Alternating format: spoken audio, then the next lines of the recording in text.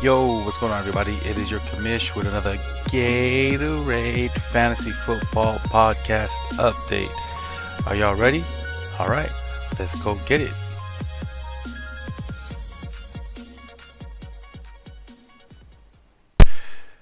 All right, everybody.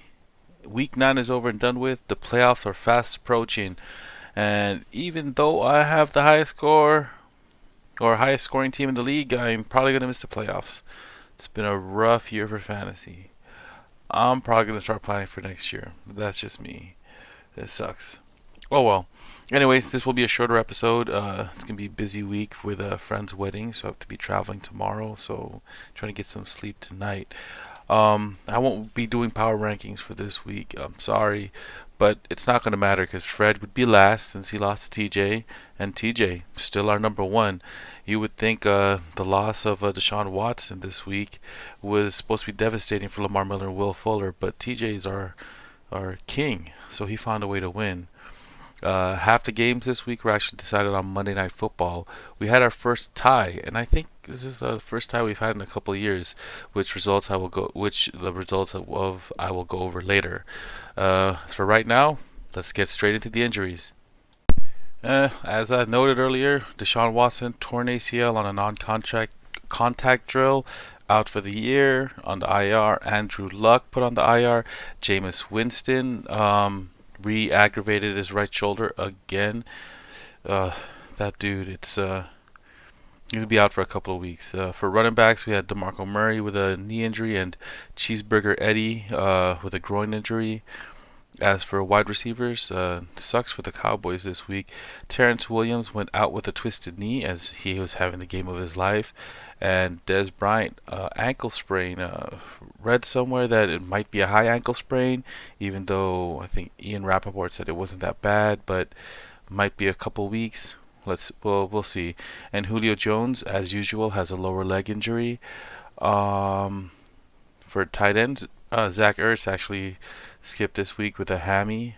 Jordan Reed also still out with a hammy, and not so much injuries. But last week was a shoulder injury kind of week. This week seemed to be a fist fight kind of week, as we had AJ Green versus Jalen Ramsey. They had a little scuffle. Mike Evans and Marshawn Lattimore had a scuffle, and Hyde and Frosty Rucker had a scuffle in that whole like team thing. Evans has been suspended for one game. Green and Ramsey not suspended. Lattimore not suspended, and I don't believe Hyde or Rucker were suspended. So only Mike Evans, since that whole thing was unprovoked from him. That's gonna suck for Jordan, but luckily he still has Todd Gurley, and that would suck if Hyde got suspended too, because those are both on his team. All right, let's get into the game reviews, guys. First up, we have ACLs and fibulas at Pocket Dogs with a score of 119.9 to 100.1. It's actually battle the top dogs here. As I've been saying it all season, Reggie is a strong team that could really make some waves, and it comes to fruition here. He had big games from Dak Prescott and Alvin Kamara. A lot of the survived duds from DeMarco and Amari Cooper. DeMarco is hurt again, as is Julio.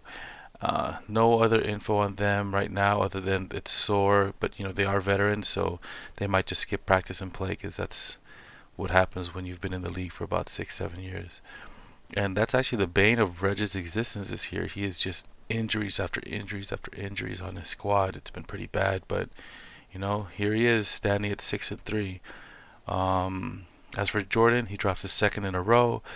Gurley didn't really play well. He only had like 60 yards, but he did have 2 touchdowns that saved his day. Um, Alex Smith and Hyde did decent as well too, but Hyde could have done better, but he did get ejected. Um, yeah, it was mainly his receivers that shit the bed this week.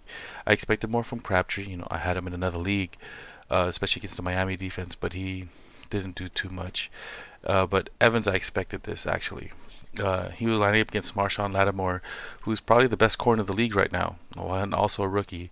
If you look at his statistics, it ranks up there with Champ Bailey and Darrell Revis when they were having their like best statistical years. Like I think Champ Bailey had the best year ever by a corner statistically, and Marshawn Lattimore is already up there. He's I think at 60 or 70% of what he's done, despite only playing half a season. So it's kind of crazy.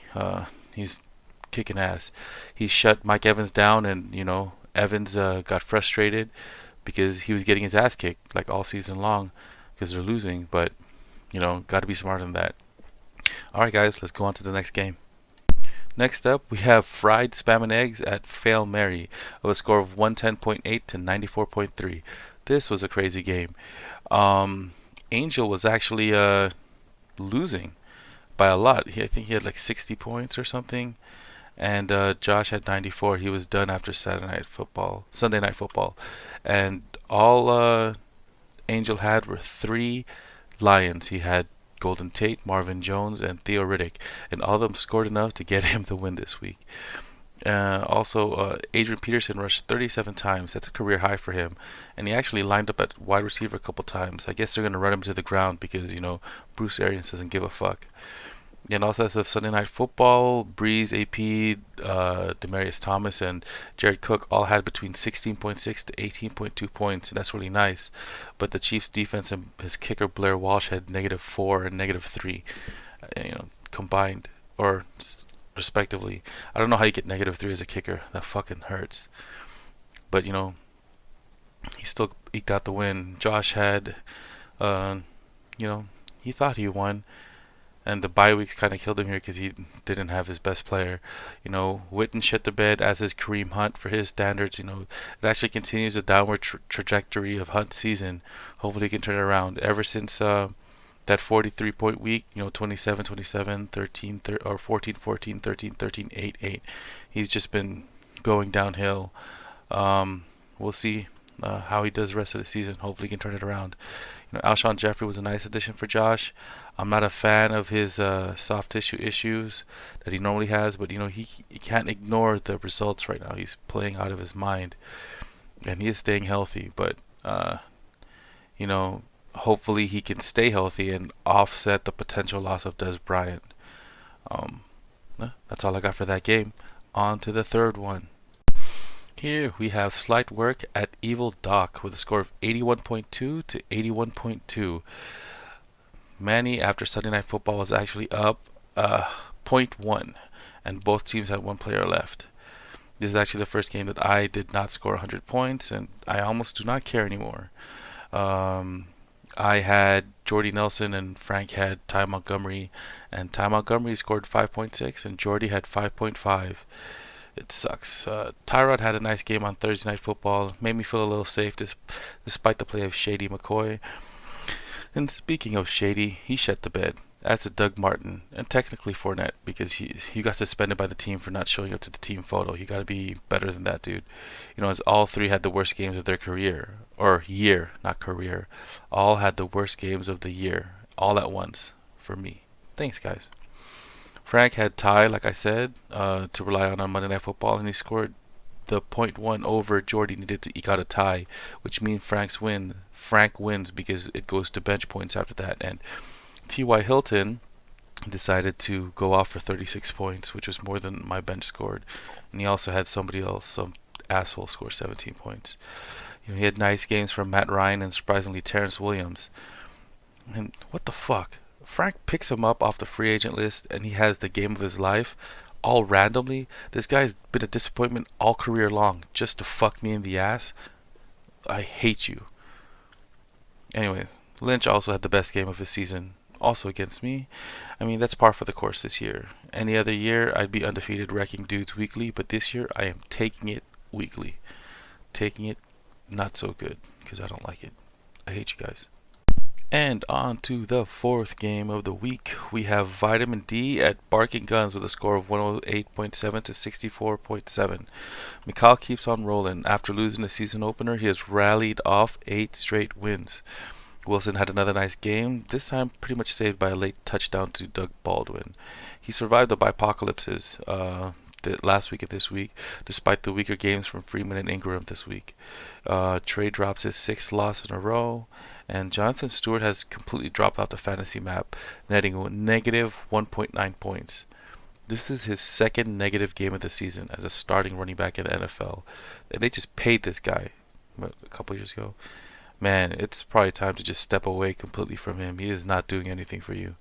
Tyreek Hill had a nice game, all thanks to that designed Hail Mary screen pass.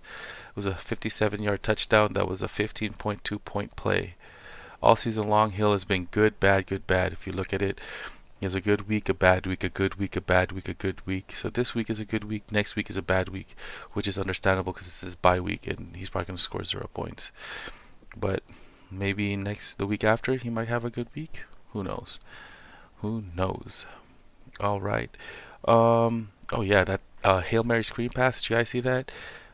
Defense dropped back, and then they ran with 2 tight ends, and all it was is just a screen over the middle with the tight ends like 5 yards ahead of them, and just all they're supposed to do is just block. It was a nice play. Let's move on to the next game, guys. And on this game, we have Team Darkness at Motorboating Sons of Bitches with a score of 86 to 50.6. Oh. TJ, 3 in a row. No one can stop him. The loss of Deshaun Watson was supposed to hurt Miller and Fuller, like I said, and TJ in return because those are 2 of his better players. But alas, Ajayi picks up the slack with his first touchdown of the season, and as an Eagle too. So good for him. Last week he depended on Prater, and Prater does it again this week. He's scoring 11 points to put the nail in the coffin on Monday Night Football. Fred had an especially hard week this week. Kirk Cousins, C.J. Anderson, and A.J. Green all combined for less than 10 points. Everyone pooped their pants except for DeAndre Hopkins. He had 6 receptions for 86 yards and a touchdown. It was off of 16 targets, though. It's not efficient, but points are points. And Tom Savage is a horrible quarterback, so hopefully it works out that that he just keeps getting his targets, because that's all that matters, right, guys? And I'm surprised he actually played Dixon over Mack. I mean, it wouldn't have mattered, but as a Raven fan, I've seen what Ed Dixon's capable of, and it's not a lot. Marlon Mack has a higher ceiling than Ed Dixon does. I don't care what Ed Dixon has done this season. It's a trap, guys. Don't do it. Don't fall for it. And let's move on to the last game of the week, fellas. Here we have Hard Knocks at Tasha Rain with a score of 84.7 to 103.6. Josh here did not have enough juice from Aaron Jones on Monday Night Football. He was all he depended on to keep him afloat, but wasn't enough. Zeke was back again, but might be suspended again next week. I'm not really sure how it's happening for him. It's so much drama, but at least they're running him like they're going to lose him. So, that's always helpful for fantasy. Winston had a bad game, but he's probably out a couple of weeks. Luckily for Josh, Tom Brady comes back, because after losing Watson, then Winston, Brady is going to be who he's going to rely on, especially if Zeke does end up getting suspended again. Back and forth, back and forth. For Corey, it started off as a close one for Corey, and because most of his team performed well, but he was able to pull off that win because of Matt Stafford just going bananas. Good job, Matt. And Devontae Adams didn't do too bad either. Doug Baldwin did have that late touchdown that I talked about earlier from Russell Wilson that helped his night. And Christian McCaffrey actually had his best overall game of the season. He had like 15 carries for like 65 yards and a touchdown. It was his best game as a runner. So, and he still didn't do bad catching the passes. With 5 for 28. He's going to be very important to the Panthers, and if they're smart, they would step away from even bothering with Jonathan Stewart and probably just use McCaffrey. Heard somewhere that they would be smart if they just, now that they got rid of Benjamin, because you're going to get Greg Olsen back, just play McCaffrey as a receiver, because every time you have him in the backfield, they know you're just passing to him. He's not going to run the ball. Then again, you might as well just use Cameron Artis-Payne or Fozzie Whitaker to run the ball. I don't know, because I don't know. CMC didn't do too bad this week. He could continue that. But yeah. For Corey, luckily, even though Cameron Brate sucked it up along with the Tampa Bay offense, you know, he was able to survive that. Uh, and guys, that's actually all I have this week for the games. Let's move on to single trade review, and I'll close this up. And in our only trade of the week, we have Manny trading Josh Doxson and Steelers defense to Frank for Jack Doyle and the Broncos defense. It's a JD and DST for JD and DST. It looks cooler in the notes, but Josh Doxson, JD, Jack Doyle, JD. Yeah, it's stupid. Anyway, this trade was mainly Manny looking to obtain a tight end. He gave up so far a top 3 defense, but he got a underperforming one. I don't know how I feel about them giving up like 50 plus points to the Eagles, but hopefully they have better weeks ahead of them. Jack Doyle is probably playing at his best, which is, I guess a tight end 1. So just for the week, just to, step in for Gronk, while Josh Doxson is getting better each week.